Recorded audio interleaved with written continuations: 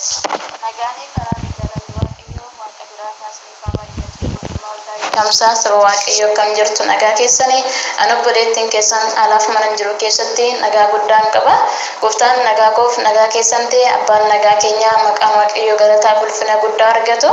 Inni eegee nu gargaaree karaa hundumaa gaarii godhee gara gaarummaa qajeelummaatti nu gaggeesse bu'aa bahii dachaa rakkinaa keessatti gooftaan gara koof gara keessan goree hangafti nagaa keenya maqaan Waaqayyo galataa ulfina guddaa argatu. Maqaa gooftaa Yesuun eebbifamaa guutummaa saba waldaa hiikamsaa Waaqayyo gooftaan isin haa eebbisu eebbifamaa eebbaaftaa akkasumallee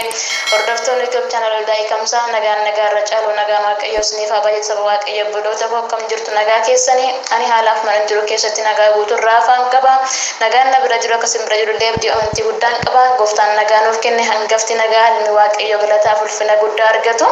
maqaa gooftaa Yesuun eebbifamaa eebbaaftaa hordoftoonni YouTube channel waldaa hiikamsaa gooftaan sina eebbisu bolon YouTube channel dai kamsa farata tan YouTube channel dai kamsa share like subscribe godha sagantaan kara kan darbu jechuudha akka deebi'ee simbira ga'uufi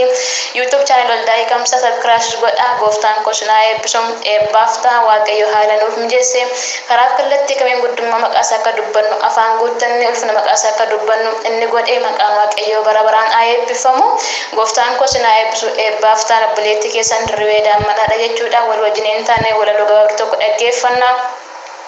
Waaqayyo karaa kallattii kamiin inni jatama jechuudha gurra dhaggeeffatu yoo jiraate Waaqayyo hin dubbata isaaf qilleensi karaadha gaarumni isaaf karaadha dachaawwan isaaf karaadha Waaqayyo maqaan isaa bara baraan ayyabu gurbin sagalee Waaqayyo dubbatu jechuudha ramni hundumtuu guddummaa isaa dubbata akkuma jedhu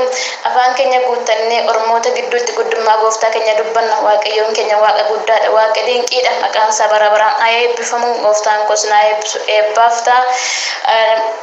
mata duree walaloo kootii jechuudha.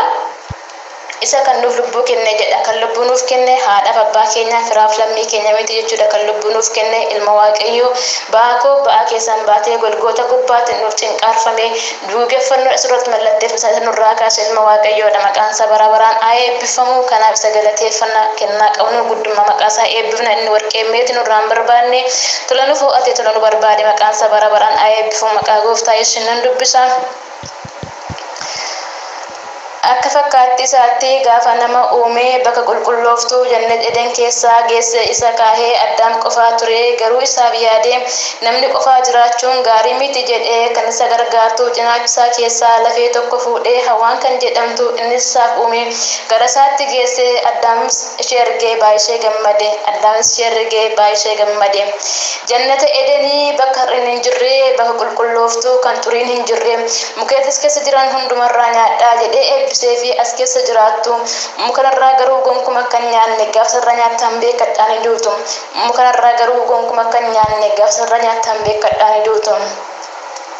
jedhee keekkachiisee isaan biraa deemee yeroo inni biraa deemuuf tokko gara hawaan dhufee waan gooftaan isaan abboomee hunda erga isaan gaafate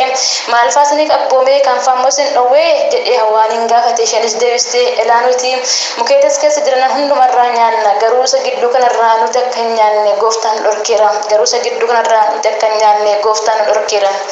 jettee itti himtee gooftis erga baree yaada ishee hundumaa ilaa akkas miti mukti kun gaariidha mee nyaadhu ilaali gaarii hamaa ta'uusaa atumtuu ni barta mukti kun gaariidha mee nyaadhu ilaali gaarii hamaa ta'uusaa atumtuu ni barta mukarraa nyaatan akka waaqaa taatu kanaaf isin abboomee jedhee bofachisee hawaanin sossobee akka waaqaa taanaan maaliif kutee nyaadhu jettee qojomaatee yaada ishee hundumaa mukicharra keessee waan bofti hundumaas hawaan dhageesse yaada ishee hundumaa mukicharra keessee waan bofti hundumaas hawaanis dhageesse.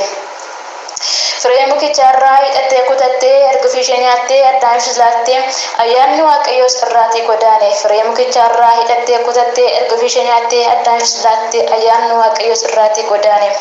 gaafa ilaalanii jarri qullaa jiru surraa ulfinni gooftichaa isaan irra jiru ijji isaanii banamee akka qullaa jiran yommuu of arganii dura ayyaana Waaqayyoo uffatanii jiru gaafa arganii qullaa isaanii amma dhokfachuudhaaf baalafatti jiru gaafa arganii qullaa isaanii amma dhokfachuuf baalafatti jiru. Gooftis kiree keessaa isaan ilaaluudhaaf gara isaanii dhufee dhagaanii shokoksaa miila isaa isa dhokatanii iddoo isaan kaa'ee gooftaan isaan dhabee addaam jedhee gooftaan isa waamee addaamis deebisee asan jira jedhe addaam jedhe jedhee gooftaan isa waamee Addaamish deebishee asan jira jedheen. Maaliif ni dhokattee jedhee isa gaafatee qullaa koo taanaan ani si dhokadhee jedhee itti himee akka qullaa taatee eenyu sitti himee jedhee gooftaan Addaamin gaafate. Addaamish deebisee kunoo ishee naaf laatteetu firee mukicharraa kuttee naaf laatte anis erga nyaadhee ijji koo banamee gaafa of ilaalu akkan qullaa ta'e natti dhaga'ame. Anis erga nyaadhee ijji koo banamee gaafa of ilaalu akkan qullaa ta'e natti dhagahame. Gooftichis baay'isee erga aaree jannata Eden keessaa akka isaan hin jiraanne dafee firdii guddaa ergatti faradee jannata Eden keessaa dafee ariifatee gadi isaan baase. Jannata Eden keessaa dafee ariifatee gadi isaan baase. Guyyaa sanaa kaasee duuti biyya lafaa karaa isaanii dhufee badii balleessaniif erga argatanii gatii badii isaanii jannata Eden keessaa gadi baafamanii karaa nama tokko duuti nutti dhufee karaa ilma Waaqayyoo jireenyi nuuf dhufee karaa nama tokko duuti nutti dhufee karaa ilma Waaqayyoo jireenyi nuuf dhufee karaa ilma Waaqayyoo jireenyi nuuf dhufee addaamummaan jalqabaa arganu keessaatii du'ee Kiristoosni dhugaa argannuuf dhufee jireenyi Kristos ni dhugaa eddenuuf dhufee humniif aangoon du'aa nurraatii kufee Kristos ni dhugaa eddenuuf dhufee humniif aangoon du'aa nurraatii kufee tokkicha ilma isaa dabarsee nuuf kennee lubbuu koo bituuf lubbuu isaa nuuf kennee gatii namni hin baafne nurraatii cufee birmadummaas baanee dukkan nuuf dhufee gatii namni hin baafne nurraatii cufee birmadummaas baanee dukkan nuuf ife.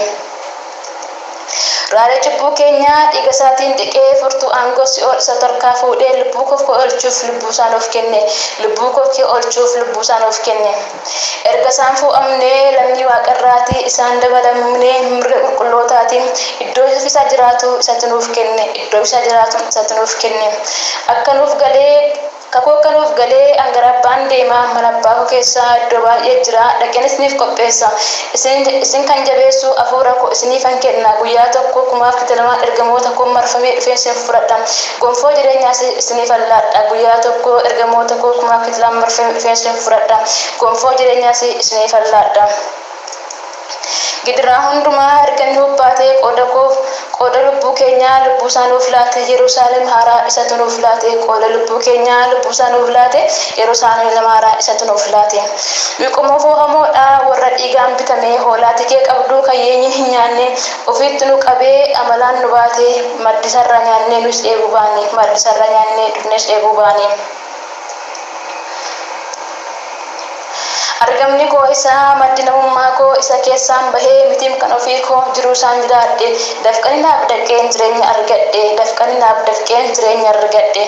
Waaqayyo gooftaan koo sinaa eebbisu eebbifamaa eebbaaftaa walaloon koo baay'ee gabaabaadha garuu ergaa guddaa qaba. Dhageenye akkatti jiraannu gooftaan koo dhageetti gurra keenya unuuf habanuun dhagaanii warratti fadamoo ta'uun taane dhagayanii warratti jiraatan karicha dhugaarra akka deemnee galma keenya galgalaa akka geenyu warra fo'aman akka taanu gooftaan koo nuun haa gargaaru warra gonfoo jireenya fudhatan akka taane mirga qulqulloota akka argatamnu gooftaan koo nuun haa gargaaru. Gooftaan koo sinaa eebbisu eebbifama. Gooftaan koo dachaa dirribii godhee sinaa eebbisu akkasumallee immoo YouTube channel Daayikamsa jajjabeessaa koroota keenyaafis karadhaa yaadnu akka isiniif haa baay'atu sagantaa kana dirbuuma dhaggeeffadhaatti eebbifama. Obboloota isinis sheerii godhaa dhaggeeffatanii taa eebbifamanii yeroo hundumaa sagantaan karaa kana waan darbuuf jechuudha. Waaqayyoon haala nuuf mijeessee arrabni hundumtuu akka guddummaa isaa dubbata akkuma jedhu akka sagalateeffannu inni godhe maqaan isaa bara baraan haa eebbifamu. Jabaannee dhaabbannee gooftaa keenya eeggannaa biyyi lafaa raafes gooftaan keenya inni nuuf guyyaa tokko dhufee nu furfureen ilmaan namaa kumaadhaan nuuf galii dhufee deebi'ee nu fudhata abdiidhaan eeggannaa.